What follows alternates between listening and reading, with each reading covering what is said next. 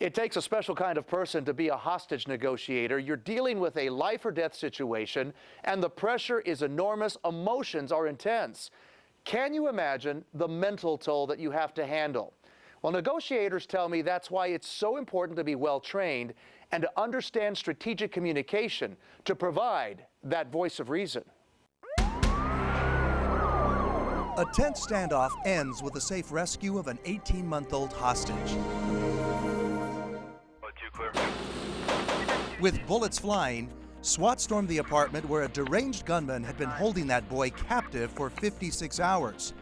Negotiators had hoped they could have talked Anthony Alvarez into resolving this crisis differently. The fact that you had somebody that had some mental illness in their past and you add a hostage to that, that's something that we may train for, but it's something that we would rarely see, and that's what made this one so dynamic. Sergeant Christopher Cully heads up a 10-member negotiations team at the Sacramento County Sheriff's Department. We'll put these on and actually do the phone call. And Dave Beckwar is one of his go-to guys.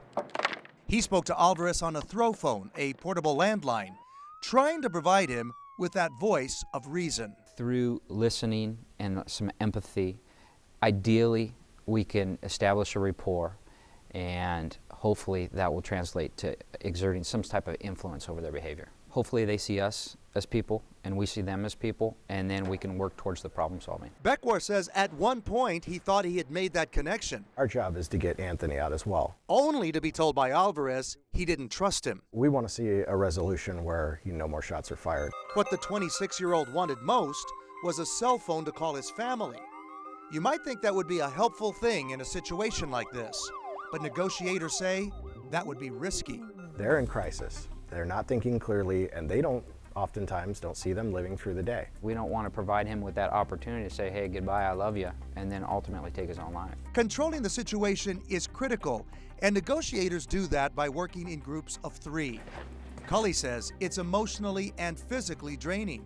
So in order to stay on top of the situation and remain alert, a new, fresh team is brought in each day. With so much pressure and so much stress, why would anyone want to do this job? You run the spectrum of emotion.